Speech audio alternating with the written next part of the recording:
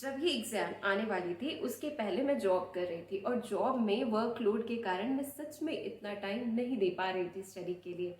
इससे हुआ ये कि कुछ 15 डेज़ के लिए अचानक ही मेरी जो इंचार्ज यानी कि जो एचओडी मैडम थी वो 15 डेज़ के लिए अपने घर चली गई। इससे हुआ ये कि मुझे कुछ स्पेयर टाइम मिल गया और मैं उस जॉब के दौरान ही स्टडी करने लगी। फिर इससे ऐसा हुआ कि मेरा पढ़ाई में इंटरेस्ट तो बहुत ज़्यादा बढ़ गया। मैंने अपने लिए एक रिजल्ट बना लिया, एक फॉर्मेट बनाया जिसमें मैंने हर सब्जेक्ट को लिखा और उसमें लिखा कि मुझे उसमें कितने मार्क्स मिल रहे हैं। जैसे इस सब्जेक्ट में 95, इसमें 97, इसमें 98।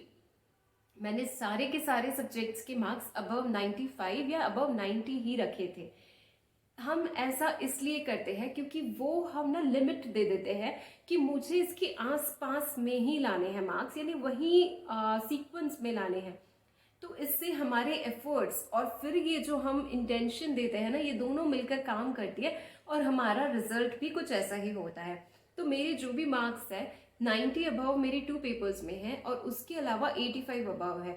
तो ये जो भी हम डिजायर्ड मार्क्स रखते हैं, अगर आपका डिजायर आपको लगता है आपको 85 आपके हाईएस्ट मार्क्स है, आपको उतने लेने हैं, तो आप अपने गोल में अपने फॉर्मेट या रिजल्ट में 95 या 90 लिखें ताकि आपके उसके आसपास में ही मार्क्स आ जाए।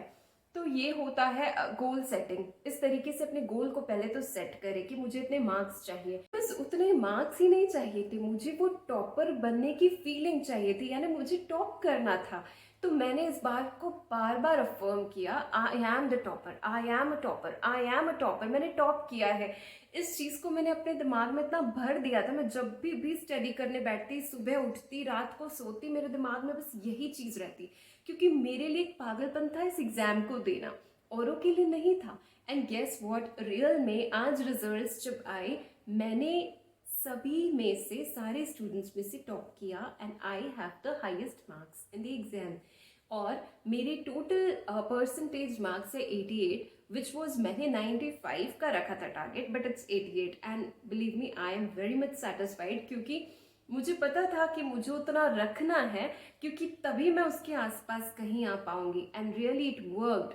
और इसके साथ साथ ये होता है ना कि आपके पास में वो सारी की सारी टेक्निक्स आने लगती है कि किस तरीके से आप पेपर को लिखे या फिर आप क्या पढ़े जो पेपर में आएगा।